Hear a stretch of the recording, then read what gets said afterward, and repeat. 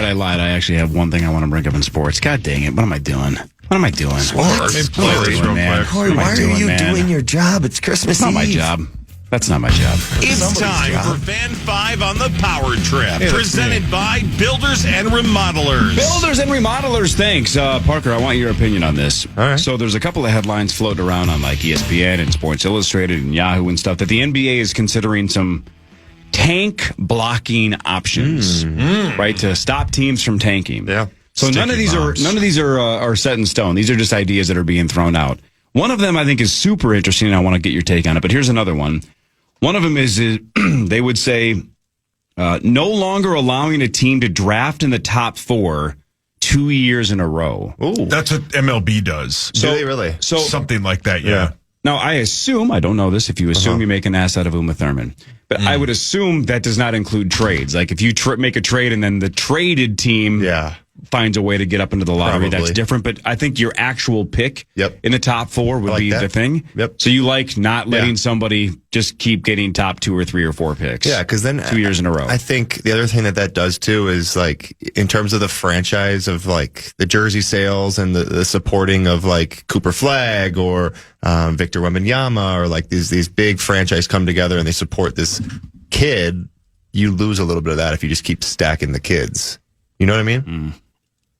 Maybe not. I'm picking up what you're Maybe putting not, down, but Parker, yeah. I agree though. I like that. Then I do too. You're taking away the tanking thing. I'm pro that. What about this one though? Okay. The lottery is in what, June? Late June? Yeah. Yep. Ask Parrish.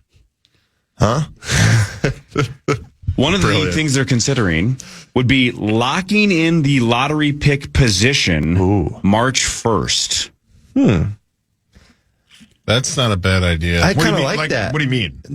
So I could argue you could just do the lottery in March. I think that's kind of interesting. That would be cool. Just do the lottery, and then you could truly scout teams better. Like you would know your exact pick come March Madness and remember the All-Star break. But I think what they're saying is not necessarily doing the lottery. They're just saying lock in your position March 1st. Yeah. You could argue that you might want to tank a little bit then before March 1st to make sure that you like if you're close to having the best odds, it's like let's just lose the next 2 weeks and make sure we lock it up. Yeah. But then the idea then at least that last month and a half, there's no incentive to tank. You might as well try to win because your lottery position's already locked in. I always thought the tanking bit was so interesting because you look at the teams that are in the bottom there, like Washington this year, they're just so terrible that it's like terrible. Even if they wanted to tank, it doesn't matter. They're going to lose regardless. You know what I mean? So I kind of like that bit. I like what Sauce said too. Do it during the All-Star break. Like do the pool, like the Thursday when there's no games. Exactly. Well, that would be sweet. And back to the tanking thing. This is and this obviously drives me nuts every year when we do the lottery breakdown and Sauce says it's rigged. It's how bad people are in general at math. Yeah. It's Christmas. The team. Not yet. That's tomorrow. What is it? The team that is it like the 3 teams that have the worst chances now? It's something like a 14% chance of winning the lottery, right? Maybe even higher. Which means there's an 86% chance you don't. So it guarantees you nothing. Yeah. Nothing. But, so I love that they've kind of flattened it out, that it's not as top heavy as it used to be. But I think even back in the day, what was it, 25%? Yeah, 25, and something then I think like that for the team that was the worst. Yeah, so it just keeps coming down to flatten it out. Those are all anti-tanking measures as well. Totally. I don't know. I think it's kind of interesting just to do the lottery in March. Yeah. And then have every team know exactly where they stand in the last month and a half. Think how different the end of the college basketball season would be. Oh, yeah. If you knew, all right, we have pick 3. Yeah. Here are the handful of players. I'm going to go to every game of so-and-so now and so-and-so. Like, now you're probably scouting those players anyway. Yeah, but think of how much more focused you could be if you knew exactly where you were in the draft. That'd be fun. That'd be and great. Then you're incentivized to be spoiler. The games down the line are going to be more, down the stretch are going to be more competitive just naturally because, again, there's no negative to winning. Yeah. And, I think that March 1st idea is probably. I like that that's idea. a good idea. Hey, how about from a fan's perspective? Like, think of who had like the 2nd and 3rd and 4th pick this year? Because obviously Cooper Flagg was going I one. think OKC has one of them. No, I mean this past year. Con Knipple was It was like 4th or 5th, right? Yeah. So Charlotte was in the mix. I'm sure Washington was in the mix again. Who knows? Yeah. Yeah. Oh, yeah. Ace Bailey dropped. Dylan Harper. Okay, so think of like Utah. Dylan Harper, Ace Bailey. Like think of those kinds of guys. Kiss guy? Yeah. if you knew you had the second pick or third pick in March, that whole fan base would probably be super incentivized to watch those college basketball games more, going like, which one do I want my team to take? I think you might be more into college basketball. That's what I was just about to say. Temporarily. Yeah. I agree. I don't hate this idea at all. Not that March Madness needs any more attention. It does pretty good on its own. But you get those just NBA fans that are like, hey, I'm cheering on the Wizards and here's so-and-so. I'm going to watch. He's the likely pick. Yeah, exactly. We know we have the pick now. You're just giving ESPN more fuel, too. Who has more wins? The Washington Commanders or the Washington Wizards? Oh, gosh. It's got to be the Commanders. Has to be, right? Don't the Wizards have something like 4 wins? The Wizards are 5-23. The Commanders are 4-11. Wow. That's ridiculous. Hideous. That's a tough look. Tough winner in Washington. The Washington Wizards are always bad. Always bad. Nobody wants to play there. Always bad. They're always bad. 5-23. Well, they keep having these top picks, too, and they just take these, like, random French kids. Yeah. Would they take, was it Alex? Did they take that guy? Alex Sarr, and then they took Bilal Koulibaly. Your what hurts? You made that up. Yeah. No. That is not a real name. I promise you it is. Paul, your hands up. Other than those 2 names, can Parrish name 2 people that ever played for the Washington Wizards? Well, don't show him. No, I'm showing him Bilal Koulibaly. Yeah, you can't name that guy. I can't say it. Hang on. That ever played for the Wizards. I know we can get one. I hope he can get that one. I know we can get one. Kenny? Yes. God, can you think of a second one? Can I ask you a question? Yes. Do the Washington Bullets count before they switch the name? No. That might have just been a hint, too. Then I think it's just the one. Because he doesn't know the other one. He does, or David's favorite basketball player of all time. Oh, so no bet? We're not betting a Caniac? No. I think you can just get the one. Parrish, name the one. Jordan played for the Wizards. Nice. Can you get another one? It's so... We've worked with him so long. I don't know if... Well... I literally don't have Yeah, the slightest Michael clue. Kidd-Gilchrist, I think, played for that. Can I give you a clue? Oh, that doesn't help. That doesn't help. The Rock? He doesn't know who that is. The only Doing that though. Everybody Keep do the... doing that. Everybody that do won't the- matter. No, that doesn't help. Doesn't matter. Nothing's ringing a bell, That's- Parker. No. Everybody do the... He thinks you're doing the Macarena. He doesn't know what's happening. You guys Everybody know do it. Shaq? No, I don't think Shaq played for the Wizards. This is the One only more other... time. John Blank. Ham. John? Don Draper did not play for the Washington Wizards. John? Oh, Wall. Nice. John Well Wall. done. This is Thanks, the John, guys. This is the John Wall. Oh, is that the job? I got you now. Yeah, No, I there got you it. go. I got you. If we would have That's allowed excellent. Washington Bullets, that wouldn't have helped at all. No, I actually, I got nervous right away. I was like, oh, crap, does that take away Jordan? Nope, that was the Wizards. I had no idea. My bit was... No, yeah, Chris Webber. Bullets Yeah. was a clue. Gilbert Arenas. Yeah. Sure. I've heard that name. Yeah. Pretty good documentary. It just came out. Wes Unseld back in the day. That was Yeah. before our Never time. heard yeah. that one. I don't blame you. There's not much to they know suck. about Honestly, No, they're Washington. terrible. They're bad. Corey Kispert. Literally The one of only- those teams that good should for be Bird. The only contracted. thing I honestly know about the Washington Wizards is didn't everybody pull their guns during a poker game once That was in the the Gilbert locker room? Arenas. Yeah, I just don't know who it was. I just remember that was absolute lunacy in my opinion. I met him in a bathroom in Scottsdale, Arizona. Oh, wow. Go on. Zach can only need 2 wishes. Then what? Hold on. Then what? I let him do his business, and I said, I'm not going to shake your hand in the bathroom, but it's nice to meet you, sir. And yeah, Oh, make something up. It's Christmas Eve. that could have been That my was gift like, to Zacho. I guess the horny police don't take Christmas off. That was like when Henry Lake and I did we did our NBA draft preview show from the Sirius Satellite Radio building in New York. This is 20 years ago. Oh, my God. And I forget which one it is, but I went to the bathroom and it was either Rondé or Tiki Barber. I don't remember which one, and it was weird. Yeah. Yeah, 'Cause it's like, could hey, have been man. either one. Yeah, it was like, hey man. What's up, Barbs? Hey, Barber. Yeah, so, but I didn't want to be like, hey, I'm a huge fan, because I'm like, I don't even know which one you are. Don't know. They're twins. Don't know. I don't know which one you are. Yeah. Who is the most famous person you've gone to the bathroom with? Oh, good question. Mine's got to be Shaq. Oh, wow. Yeah. DJ Diesel. Huge. He was at the Myth a couple weeks ago. Did you guys go?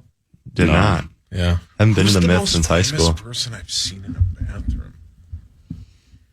What a weird question. Yeah, I've never. That is a weird question. I'm just thinking of like maybe I ran into somebody like in one of the bathrooms in Vegas or something. Yeah. Perry, you had to go potty with some good NHL players. Yeah. I was trying to think. You ever gone potty with Gretzky? Title of the podcast. I don't know if we've ever been in the bathroom at the same time. Potty with the great one. I was at the All-Star game, so I was like, I guess I was peeing next to Mario and all those guys. And And Luigi? Who's the most famous person you have in your phone? That's always a great question. Do you have Gretzky's number? no, probably Garth Brooks. Wow. Oh, wow. That's pretty cool. You should text him. Yeah, but I mean, we all have that. So who's somebody else? The Nickelback Boys. That's sweet. Madonna, yeah. I mean, and that's the thing about like the hockey players. I mean, I don't mean any offense to them, but you know, to you guys, Brett they're a Hall? big deal. To me, they're friends. Do you have Brett Hall's number? Yeah. Wow. That's cool. Do you have Mario's number? No, I don't have Mario's. Sydney? No. Sweeney? Tyler Seguin? Take a deep breath, please.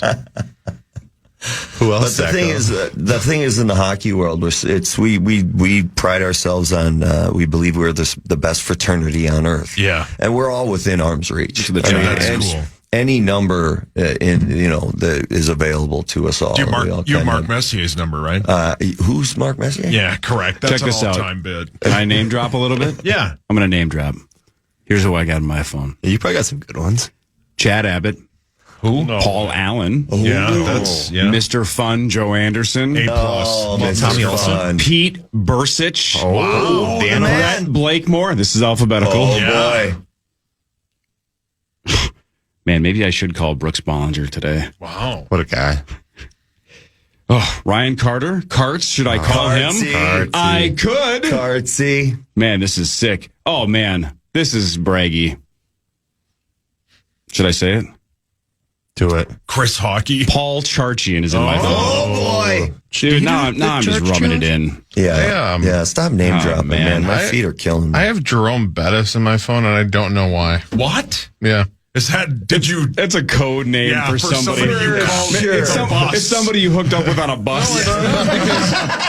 Yeah. It's a bus boy. I don't. Gotta earn my fare. I don't save those numbers, but He's got an app for that. it's like it's even got a Pittsburgh area code on it. So I don't know when I called Jerome Bettis or met Jerome. Maybe Bettis. it was somebody.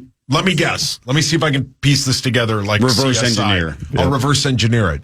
He was on with either PA or Barrero, Oh, and maybe. you were producing for it, and Barrero And they sent just you the sent it to number, me, or and I Guardsy just- sent yeah. it to you. It's a good way to get That numbers. must have been it. Yeah, and that's one of those things. I don't believe you're supposed to keep those. No. You know what I'm saying? There's like No. an unwritten rule. But just text him just in case. Yeah. Yeah. Say, hey, is this still Jerome? Hey, Bus, this is you Zach. remember me? Hey, at Jerome. Zecco. Well, I got Billy Hildebrand's number, Oh, look God. out. Quit bragging. and Does anybody here have tackled Terry Tuma? I don't. No. No, I bet Abbott does. Of course because he does. always called us, and he never told us where he was. Yeah, he was very That's secretive. That's how you stay off the John grid. Creasy, Yeah, it's well Yeah. played. Paul Lambert. No, that guy sucks. He's dead. He died on Christmas Eve. Yeah. Poor Louis. Yeah, There's a soccer player, right? That's Paul Lambert. That's a huge deal. Isn't there a soccer player? Or like a rugby player or something like think that? He's a higher up in this company. Yeah, Sure. I've gotten his bonus once or twice. But I believe there's a Paul Lambert that is Scottish football manager. There you go. Little Nanny. I got the Paul Lambert in this company's bonus once. Yeah. Holy smokes! Not I've bad never being seen Paul a bank Lambert. account What are like those that. like? It was. Sizable. I got a call immediately, and I'm like, "Oh, this is." I didn't go Joe Nelson on the bit and spend it all. Yep, Joe you did guys that know once. that story? No. We had a coworker once. He got somebody else's bonus or Accidentally, something. yep. A lot. I think it was like 10K He spent it over a weekend. in a weekend. And then when they were like, that wasn't yours, and he's like, well, I already bought stuff. golf I can't. clubs. and- yeah. It's not anybody else's now either. Joe's strategy was finders, keepers, losers, winners, right? And he had to pay it all back. Oh, yeah. Oh, wow. It wasn't his. I respect it. Forget about those PXGs. Yep. I respect it too. I would say then you shouldn't have given it to me. Yeah. That's on you. I like Joe's strategy. It's on you, son. Jeff Tyler. Spend it on something that can't be returned. Yeah. You know what I'm saying? A If you buy tattoo. golf clubs, they'll say, bring them back, give us the money. But if you go to the casino, say, Yeah. I lost it all. Yeah, sorry. Hey, I'm not paying you back. I thought it was mine. Yeah. What would Hog's Daddy do? Go straight to the Yeah. casino. Right to the Correct. casino. Yeah. All right, headlines in a second. More with Mark Parrish and Parker Fox. This is the Power Trip Morning Show live on Christmas Eve 2025 on the Fan.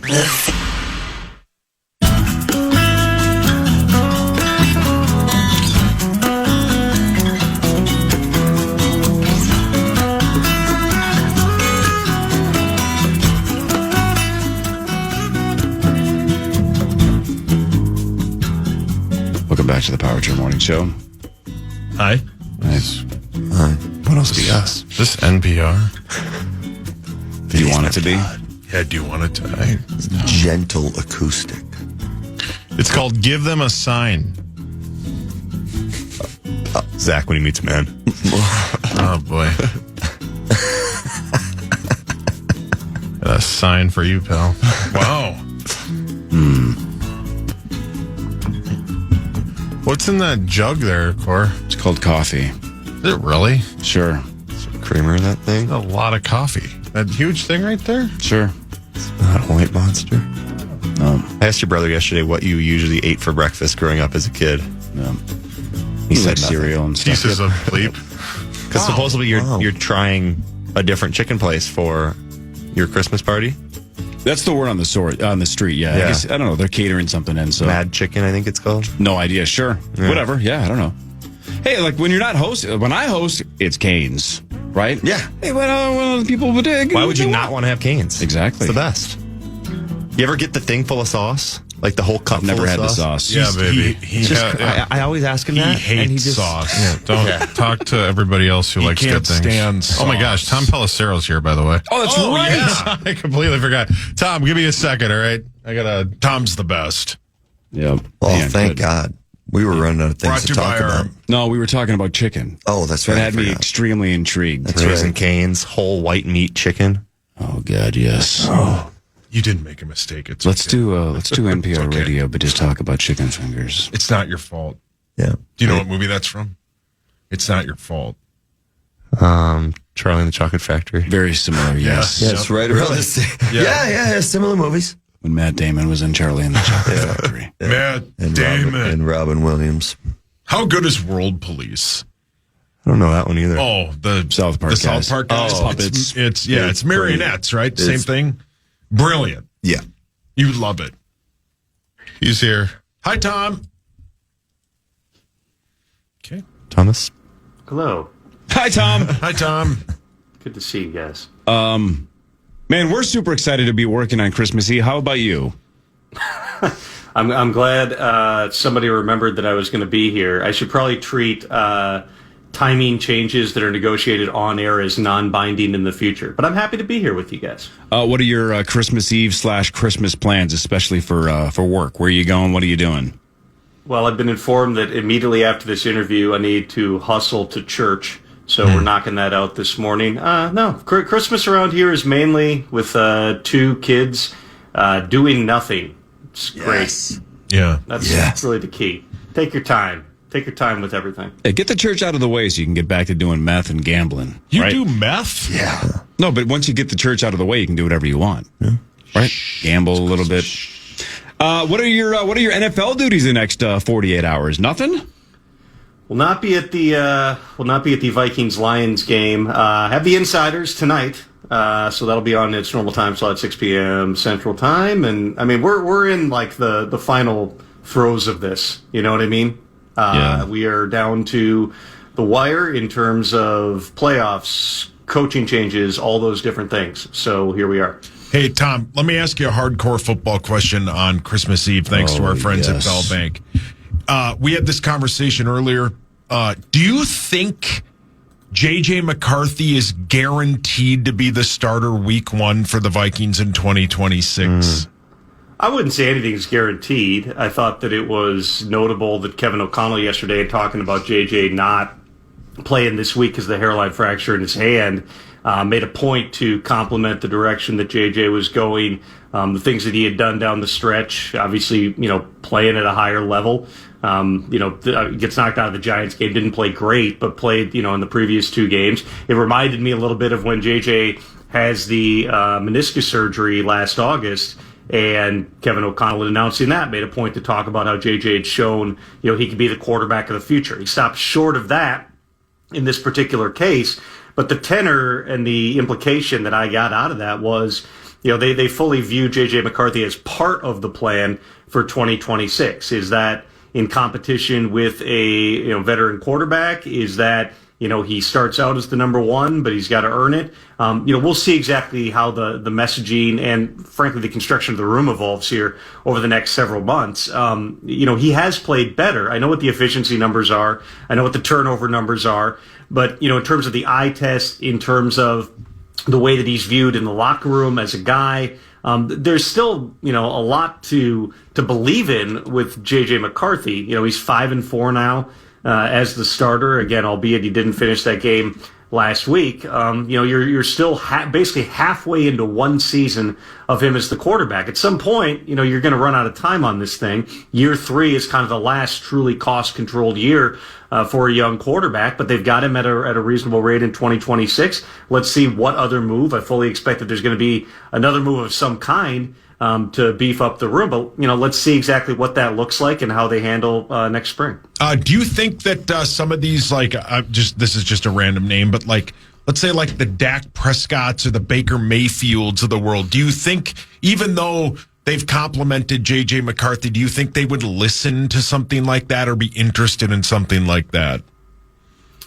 I mean, I think that all options are on the table for the Vikings because the entire product wasn't good enough this season. Injuries were a huge influence on the situation. I would say in terms of, the free agent quarterbacks, it's not a really long list. You've got Daniel Jones. I think that ship has sailed for the Vikings, plus he's coming off of a torn ACL. You have Aaron Rodgers, who I would think, we'll see how it goes down the stretch here, but I would think if Aaron Rodgers plays in 2026, his first choice would be to continue to do that for the Steelers. You've got some of those other, backup or upside type caliber players. There's the veterans, the guys like Russell Wilson, Jameis Winston, Jimmy Garoppolo, Malik Willis, who's played well in spot duty with the Packers. He's set to be a free agent, among others here. But the trade market is really going to be where a lot of teams are looking, and there's probably 8 or 9 teams, as I was going through the list yesterday, that need an answer as the starting quarterback. Is that a Kyler Murray who is going to be available? Is it a Tua Tagovailoa? What I would tell you is just that I don't think the Vikings are there yet in terms of having a clear plan. I think that they would listen on anything. We know kind of the recent history of the Vikings. They're always looking for value, who they can get at the right number, the right price. But certainly, again, I think that they're going to have their eyes wide open when it comes to the quarterback position and making sure that they construct that in the most sensible way possible for next season.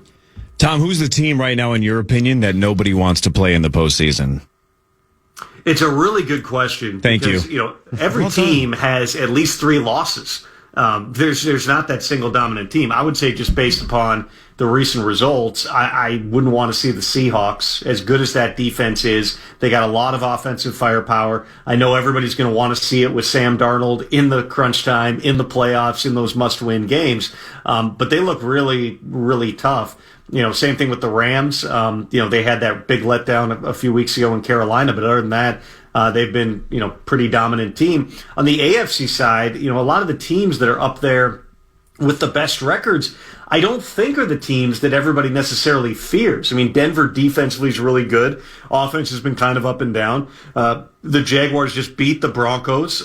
Trevor Lawrence is playing, I would say, the best football he's ever played. Was that the team that you're scared of? The Patriots are going to be really buttoned up. Drake May's played an outstanding level. Vrabel's done an unbelievable job. But again, is that the team that you're just scared of? I think that, if there's a common thread this year, it's that a lot of the teams that right now would be wild cards, maybe some of the most dangerous teams. Again, there's only a couple of division races that are cited, but right now your wild cards would include the Bills, the Chargers, the Texans, who, again, the offense up and down there, but the defense has been really, really good. NFC side, somebody's going to be hosting at this point, based on the standings now, the Rams, the 49ers, and the Packers. I mean, this, again, we're projecting everything out here, but this could be one of those years where if you're sitting there in the 5 seed, you're like, we might end up with a home game at some point here because the wild cards are so good. Some of those top teams are going to have their hands full, and I would not be surprised at all. Certainly in the 4 or 5 matchups, I would expect it that the home team is an underdog, and maybe even in some of the other wild card matchups as well. With the Bears at the number 2 seed right now, is Ben Johnson, has he established himself as one of the best coaches in the NFL only in one season? Well, they've had, kind of like, I think that Kevin O'Connell's first season, Brian Dable's first season, they've had a lot of close wins, 1-score wins, 6 fourth quarter, I believe 6 comebacks where they've been down at the 2-minute mark.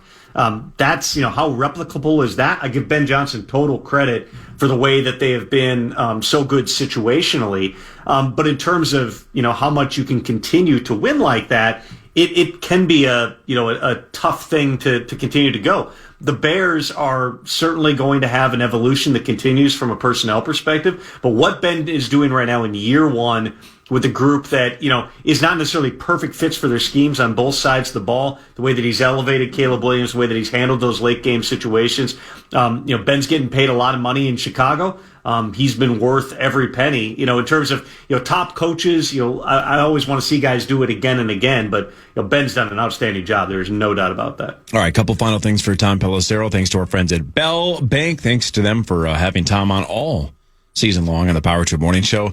Tom, I'm on Team DK Metcalf because I hate fans that are engaged in garbage like that fan was, and there's videos that have emerged where the fan that DK allegedly kind of punched or pushed looked like he was specifically trying to troll. The guy's just garbage. Anyway, we all know DK Metcalf isn't supposed to punch fans, and I know that sounds nuts. But man, he might have some serious financial ramifications outside of these 2 games where he's going to miss like $500,000. Now there's some money that can be voided. What happens to DK? Because he's getting screwed here. I'm on Team DK. Let's start with this. I would say calling it a punch is an overstatement. If DK wanted to punch that guy would be on Mars right now. Yeah, he well would said. not have known where he was the rest of the game. I wish he would have. Celebrating and turning around and yelling to the crowd like, that was the point. That's what we wanted, basically. I can't remember the exact phrasing, but that's what along the lines of and the same guy, DK had reported to Seahawks security last year because he was using certain words about DK's mother in particular that DK didn't like. So here's what I would say. In general, players are not zoo animals. They're not there they are human beings on the field.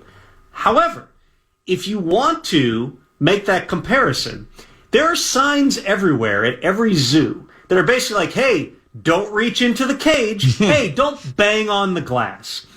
I think, and this is me speaking not on behalf of the NFL, I think that, for instance, if you reach into the lion's cage, the liability is on you. The moment that fan leaves his seat and comes down in the aisle to the front row and leans over, I think the player should be able to do whatever he wants. You are now in his territory. I knew you were smart. The lion should be able to rip you limb from limb. DK, if you watch it, part of the issue and part of where this was framed in a certain way was because the initial replay on Fox was shown in slow motion. And it looks in slow motion like, there's a punch. When you see the other angles, because I have had a lot of different angles sent to me, basically he walks over, the guy is leaning forward, he grabs him by the shirt for a half a second and then pushes him back. It's the same thing that if you are a typical over-testosterone alpha male, you might do when some guy is harassing your girlfriend at a bar, which is grab and go, hey dude, knock it off and push him back. That's what DK did. Can't do it. Not the right thing to do. And certainly not surprised that there's discipline. I was very surprised that it's a 2-game suspension. I understand the NFL wants to send a message that you cannot, initiate contact with fans. They drew a stark line there between that and, for instance, when a Bills fan pushed D-Hop and Lamar in the head, and Lamar went back and shoved the guy. Even though that was, again, he could have just walked away. But they didn't take action. Basically, Lamar was encouraged to apologize to the guy, and that's kind of where it ended. So to go to a 2-game suspension, it flies in the face of all precedent here. My concern, just again speaking for myself, is that if you basically say, hey, the fans in the right here, the Lions determined he didn't violate the code of conduct, which I've looked at the code of conduct, and you can make a fair case that he violated 4 or 5 of the items on that list. My concern would be you're creating an environment where it's like, hey, do you see what that Lions fan did? Maybe we can get this team's star player ejected. We're going to harass him. We're going to call his mother names. We're going to try to get him to come over. Then we're going to go leave our seat and get into the front row and see if we can get him to reach up and do something about it. I don't think that that's a good precedent. Again, I understand it, why the NFL doesn't want fans. You don't want to have, the Detroit Pistons game from 20 years ago. You don't want to have that, the Malice at the Palace, take place in an NFL stadium. I would say of all the actions physically that DK should have taken, not that he should do it, but of all the actions he could have taken, this was like the absolute bare minimum. I will reserve my statements on what I personally think of the fan, Corey. I would say I don't disagree with your general assessment. If this is my buddy or this is a guy in the stands and I'm at a game, I'm just sitting there going, oh, God. Yeah, that guy sucks. I'll say it for you. That guy sucks. That guy's terrible. Tom, come on, it's man. not... You're not on the team. No. You're not on the team. It's not unlike all of the comedians posting crowd work where they get heckled, right? And then those clips go viral, and then comedians complain that there's too many hecklers. It's like, well, yeah, if you don't shut down hecklers, there's going to be more hecklers. But you guys have promoted hecklers, and now they're everywhere, and there's comedy clubs that are getting bombarded with people that think they're a part of the show. Parker, you had your hand up. You had a question. Security, if you're repeatedly yelling at the comedian, is going to take you out the back door. They should. While the performance continues. Again, there's a lot of layers to the DK situation. I'm surprised that the NFL took this action, which, by the way, cost DK $550,000 in salary. Voids $45 million in guarantees, though that's been wildly overstated. The Steelers have already talked with him. He's going to be on the team in 2026. He's going to get his $25 million next year. It's kind of a red herring in this entire thing, but that's also been a push by the NFL Management Council, which is when you have the opportunity to void guarantees, take that opportunity. There's a lot of different layers that go into this, but I don't want to see this become commonplace where you have a fan who is repeatedly, multiple years, multiple times haranguing a player and then attempting to provoke a physical confrontation. Who knows what legal fallout there is or what was intended on that front? But at minimum, if it's like that was the idea, that was the point. Yeah, it sucks. Tom, I need you to help me understand this equation. It's not adding up. Zay Flowers, Pro Bowler, 3 fumbles, 2 touchdowns. He's very explosive. He's a Boston College guy. I know him personally. I like him. He's had some fairly significant mistakes through the course of this season that also may or may not have impacted my fantasy team. He's really good, and he's going to get a boatload of money in the offseason. You'd just like to see him hold on to the football better. 1,000-yard receiver again. I mean, he's a ton of fun to watch. But yeah, I mean, it's been the story of the Ravens' entire season. I felt like it was yesterday, week 1, sitting in a hotel room in Foxborough after improbably watching the Raiders beat the Patriots in the most misleading result of the entire season, and watching the Ravens like, oh man, they're manhandling these Bills, and then Derrick Henry fumbles, and they can't hold on to the ball, and the whole thing unwinds. Fast forward to week 15, or week 16, oh man, the Ravens are totally manhandling this team, and here's Derrick Henry fumble. It's unbelievable watching how their season has unraveled here, and there's a real chance Lamar's not going to play this week, and we're once again going to have Snoop Huntley playing a meaningful game that could knock the Ravens out of the playoffs. Tom, I hope you have an awesome Christmas. I hope you don't wear a blue wig and get punched in the face, and we'll talk to you at some point next week. If I poke my head in the studio uninvited, you're welcome, Corey. I will. Me right in the face. I will. And don't kink shame Tom. Maybe blue wigs are his thing. You're the best, dude. Talk to you next week, man. All right, dude. Tom Pelissero, thanks to our friends at Bell Bank. Tom's the best. Yeah, we should know, Corey, about Bell Bank. You mentioned that it is the holiday season, and Bell Bank is giving one KFAN listener each week $1,000 to pay it forward to a charity of their choice. Head over to KFAN.com, keyword contest. Learn more and enter today. That's KFAN.com, keyword contest. How long are you going to talk? Well, we got a sponsor. Now it's time for Headlines. Let's go. Brought to you by my friends at Wolf River Electric and wolfriverelectric.com. Go solar. Do it. In 2025 or 2026 with Wolf River Electric and wolfriverelectric.com. It's Christmas Eve. It's going to be a Christmas miracle. Somebody's going to win $1.7 billion tonight. Let's make it happen. Powerball, $1.7 billion estimated for tonight. Did you guys buy any tickets? I have for like the last 3 or 4 drawings, so I'm definitely getting them today. Yeah. We'll go to Holiday, right? That's where I go. Yeah. Go to Holiday, get some Powerballs, and then if I win, in a year or a year and a half, that'll be the last time you guys ever see me. Right? You got to do the slow play. Yeah, slow play. Oh, yeah. See ya. No. I like you guys, but see ya. You know why it won't be ever? Oh, cool. Because I'll run into you in Las Vegas. Oh, we're not going to cross paths in Las Vegas. How would you have access to my private room? My penthouse. I mean, at the Westgate, like yeah. Elvis. Yeah. I mean, because And Diabate. I would just ask Tommy for numbers of the guys from Thunder Down Under, and they'd get in contact with you. That's the guest house. What's the most irresponsible way you'd spend your money? That's a weird question to ask him because I don't think he does. Well, that's the thing. Probably Disney That's why I'm Plus. asking him. It's like wealth is wasted on some of the most boring people on the planet. What the hell is that supposed well to mean? said. Well said, Zacko. What the hell is that supposed to mean?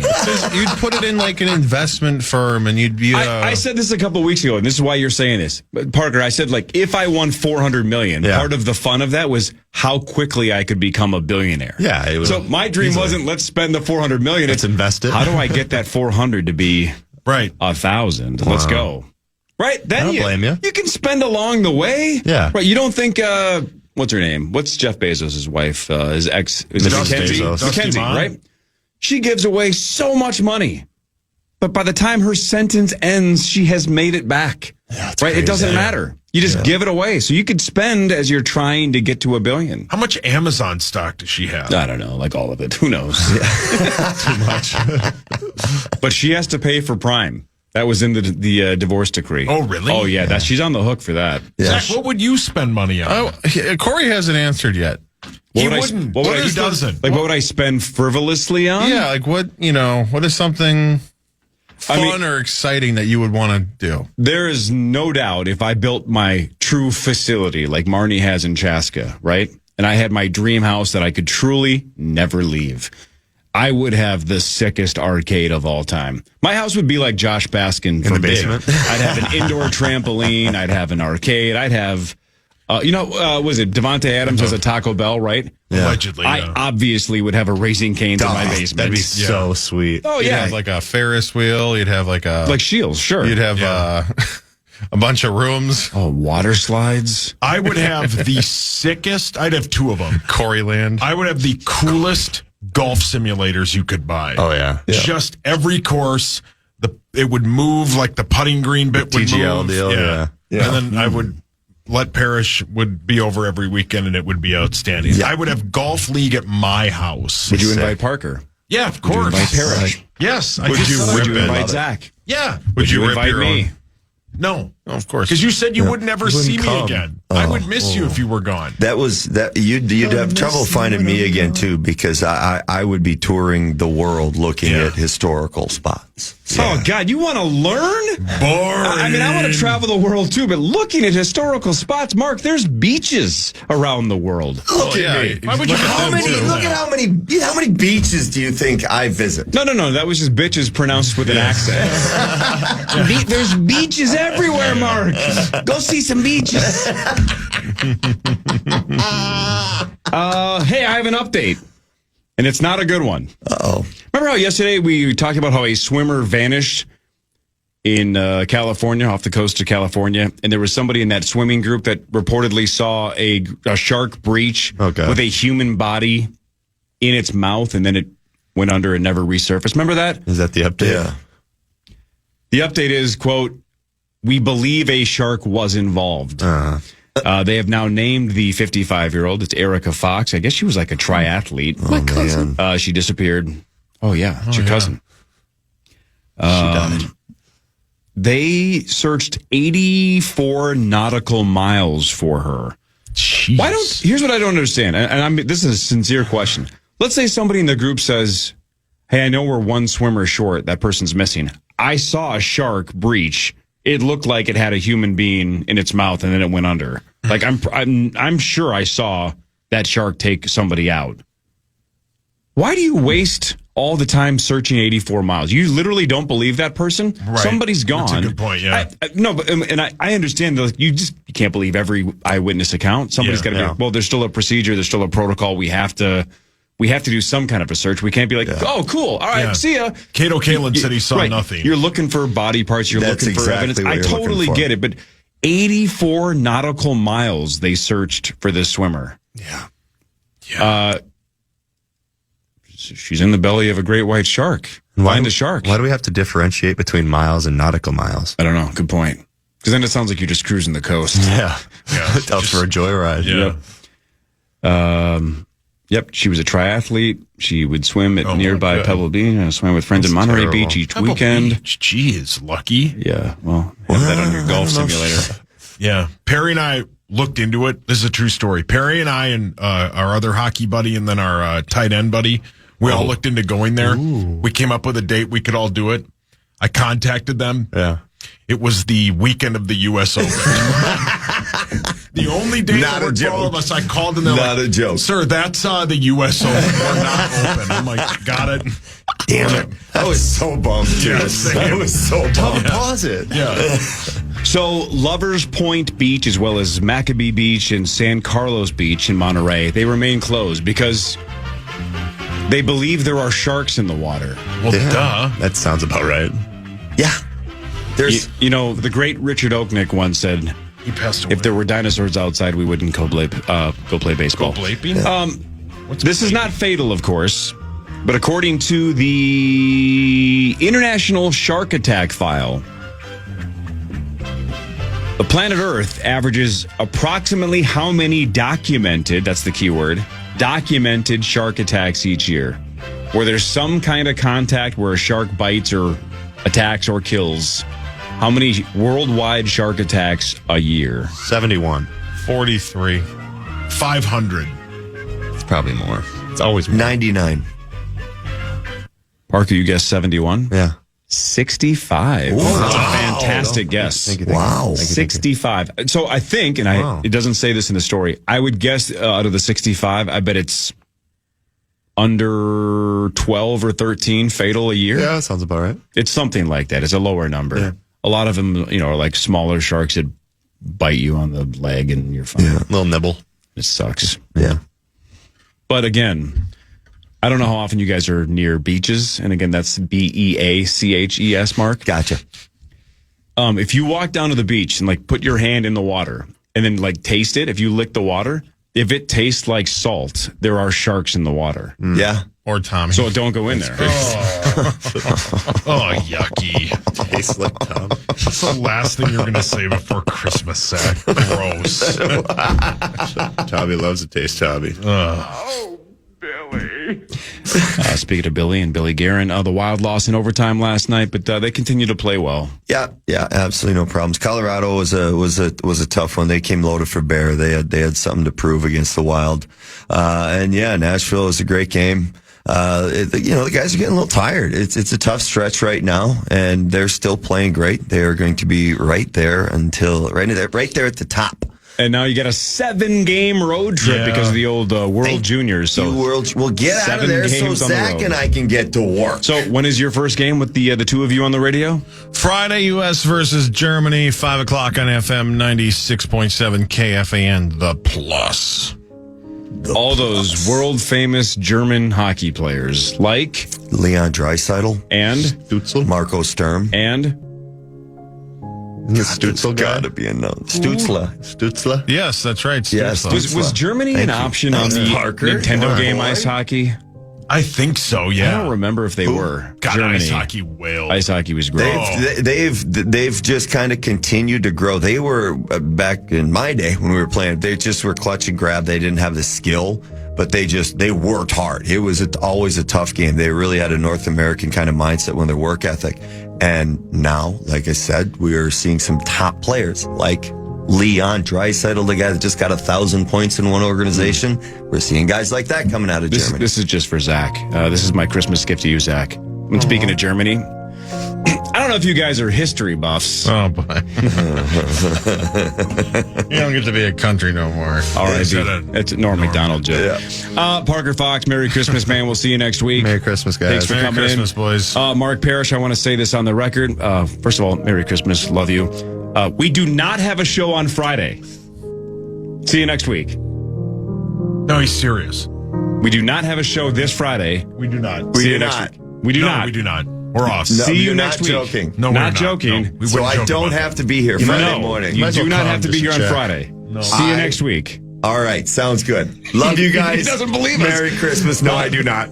9 to noon is next. We'll see you on a Monday. Everybody have a great Christmas and talk to you in 5 days. See ya.